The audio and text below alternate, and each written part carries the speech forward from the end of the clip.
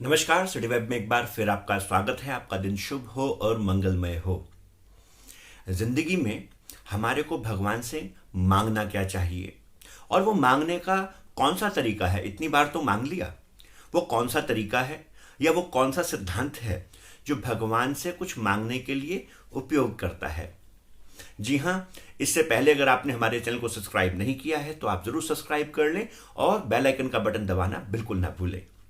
एक बार एक ऐसा व्यक्ति था जो कि भगवान के श्राप से बड़ा परेशान था। हालांकि भगवान किसी को श्राप देते नहीं, पर उसको ऐसा लगता था कि भगवान ने उसको गरीब बनाया है और दुनिया की सारी मुसीबतें परेशानियां उस ही व्यक्ति को भगवान ने दे दी हैं।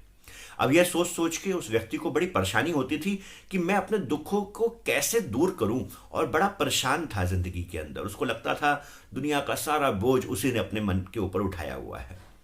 अब उसको बड़ा गुस्सा आया तो उसने एक मंदिर चुन लिया और वहां पे जाके भगवान को रोज जाके गालियां दिया करता। खूब जाते जाके बातें सुनाता, गंदी से गंदी गालियां वहां पे देता। जब पुजारी जी ना होते, क्योंकि मालूम था पुजारी जी होंगे तो पिटाई हो जाएगी, पर जाके अकेले में खूब गालियां दिया करता।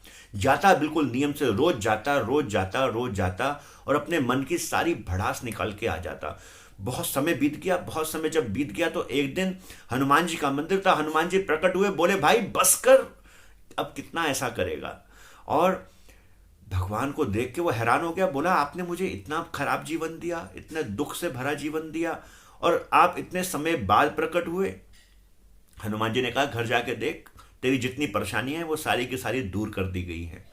उसने बोला इतना समय क्यों लगाया, और आप गालियां सुन के आ गए। लोग तो आपकी पूजा करते हैं तो भी आपके दर्शन नहीं कर पाते, और आप गालियां सुन के कैसे आ गए। हनुमान जी ने कहा बात सिर्फ नियम और श्रद्धा की है। जो तुमने, लोग मुझे मेरी पूजा करते हैं वो नियम से नहीं करते। जो मेरे पास आते हैं वो श्रद्धा से नहीं आते, सिर्फ आते हैं, घंटा बजाया, प्रसाद लिया और बस भगवान जी की जय। उसके बाद जीवन में कुछ नहीं धारण करते।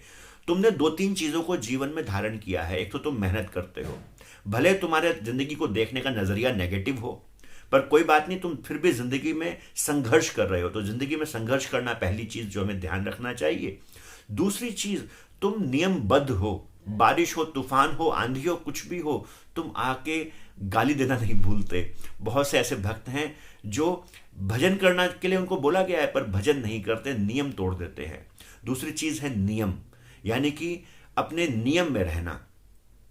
और तीसरी चीज, तुम जो भी बोलते थे दिल से बोलते थे, भावना के साथ बोलते थे। तीसरी चीज है भावना। अगर ये तीनों चीजें जीवन में आ जाए तो किसी भी तरीके की आप भक्ति करें, आप भक्ति योग में हो, ज्ञान योग में हो, किसी भी कर्म योग में हो, आप राजयोग में हो, किसी भी योग के अंदर आप भक्ति करते हो, कोई भी विधि आपने साधना की अपनाई हुई हो, नियमबद्ध रहें, साधना करते रहें, उद्यम करते रहें। आप देखिए परमात्मा की दया तो वेट कर रही है कि हम उद्यम करें।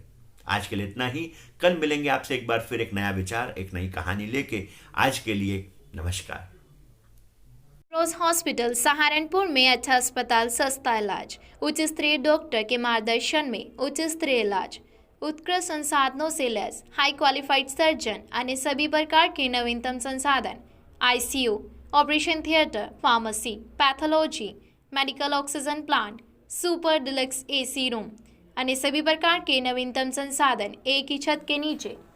वीब्रॉस hospital, Delhi Road, Regency Garden के सामने, सहारनपुर। अधिक जानकारी हेतु संपर्क करें 8791836339 पर।